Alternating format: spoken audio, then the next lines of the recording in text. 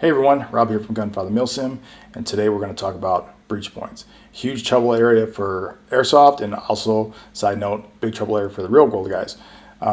SWAT teams in particular, about 70% of assaults on SWAT teams happen at the breach point.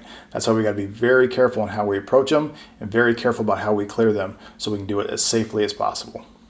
Now, I've covered a lot of stuff about breach points in the past on my channel, but I've never gone into great depth specifically about them in relation to Airsoft, and there's kind of maybe some misconceptions, some stuff in the real world that doesn't work so good in Airsoft, and so on and so forth, and I kind of want to touch on it here at length. So I'm going to use the marker board. So first we're going to talk about dealing with breach points on corner-fed rooms. Why? Because corner-fed rooms are the most common, especially in residential. Why are they common? Because they save space. Now I'm going to go over these as basically a one-man clear, because Airsoft essentially is almost always one-man CQB, one-man clearing. Why? Because generally even teams that train a lot together don't train enough or aren't exactly on the same sheet of music enough to be proficient at team clearing and team CQB. Basically everybody takes a different area, a different room, but once they get to that room, it's essentially one-man CQB waiting for them to get hit and the next person to take their turn. So there's basically two types of corner-fed rooms. Okay, there's the one that you know is a corner-fed right off the bat, and the one that you find out is corner-fed halfway through the clear. And I'll show you what I mean by that. So in this case, this guy's going to clear this room, and from here he can see this wall right here. And when he sees that wall, he knows, okay, corner-fed room. He's going to do a narrow approach. He's going to face his cover, and he's going to do a segmented search right here, and it's a segmented search of this room. So he can clear 90% of it before he even enters the room. All that's left is this hard corner right here. He's going to set his feet up here, snap that corner to check that. Now the room's clear. Now he can step on in. Okay. So for the other type of corner-fed room, which is, now you don't know it's a corner-fed until you're halfway through the clear. Basically, it's the same room, you're just coming from the other side. Okay. So from here, from this perspective, you're going to do your narrow approach once again, and you're going to clear as much of this hard corner as you can from the hallway. Okay. And as you approach, you have no idea if it's a center fed or a corner fed. And you're going to do your same thing. You're going to come buckle the cover, and you're going to do your segmented search of this room. Okay. So we're doing the segmented search. And then when you get here, boom, you realize, oh, there's the wall. It's a corner fed. You're going to switch your feet, and you're going to snap this corner, which you already cleared 90% from here. You're going to snap that last corner out the last little bit just in case there's somebody hidden back there. And then you can make your entry and deal with whatever secondary crap you got in the room. Okay, this is real basic stuff, and fortunately corner feds are really easy. So the problem is when you get to center feds. So here's our center fed room. These are a lot more difficult and a lot more dangerous, and here we're really getting into the meat and potatoes of what I'm talking about with threshold assaults. Now sticking with doing a one-man clear, we're going to do our narrow approach once again from out here, and we're going to clear as much of this hard corner as we can from the hallway. Buckle the cover, and once again, we're going to start doing our segmented search around this room. Okay?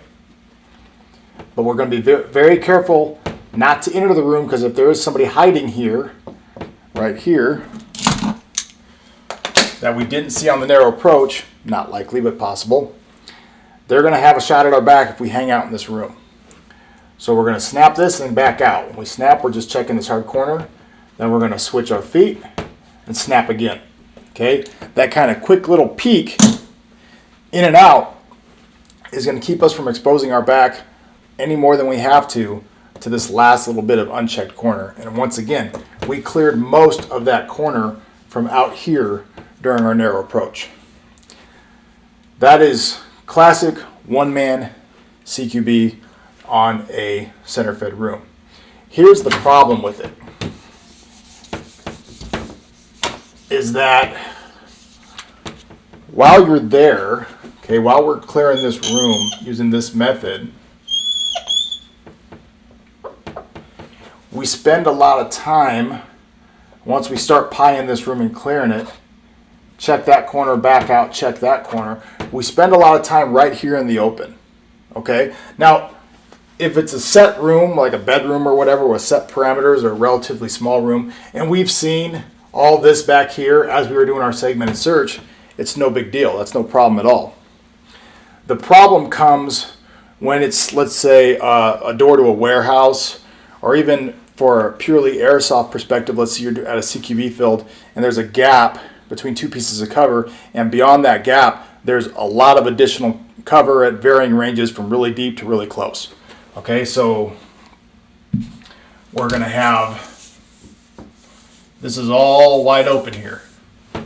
Okay, and back here you have various pieces of cover and all sorts of tactical geometry of all shapes and sizes.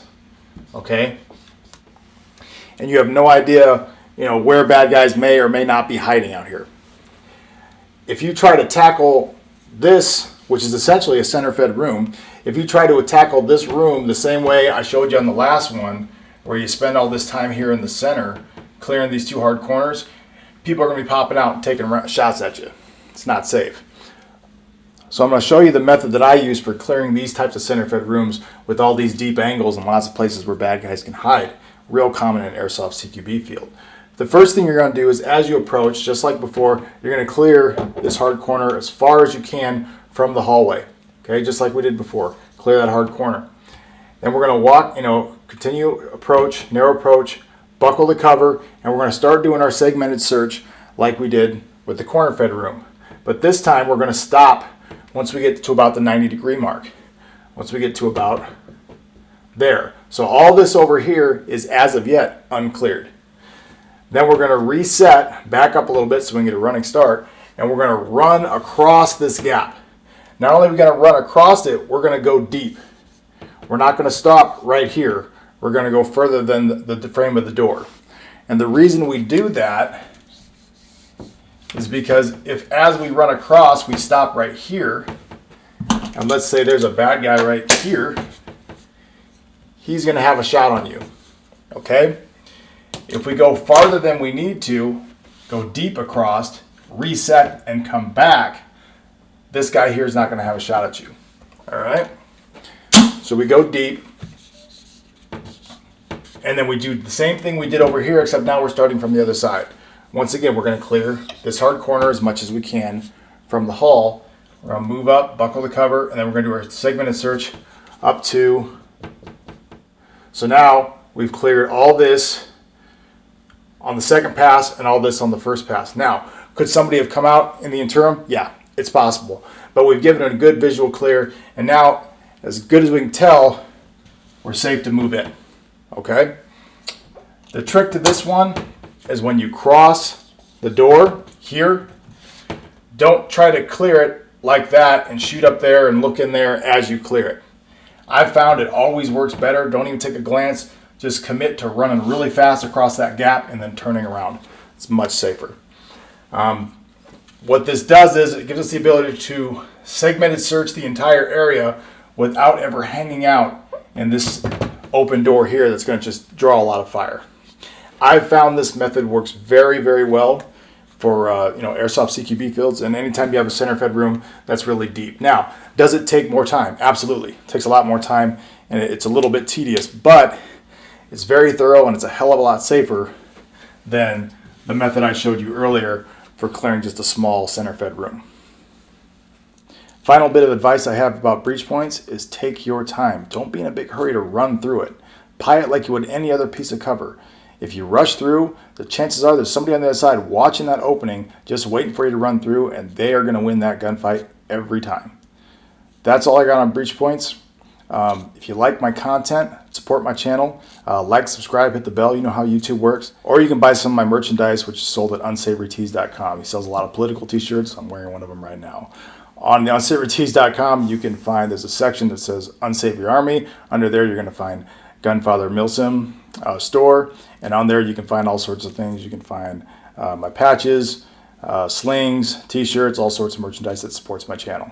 Right now, we're running a special. If you buy a Gunfather Milsim t-shirt or sling and you use the code FREEPATCH, we will throw in a free Gunfather Milsim patch with your order. That's all I got for today. Thanks for watching.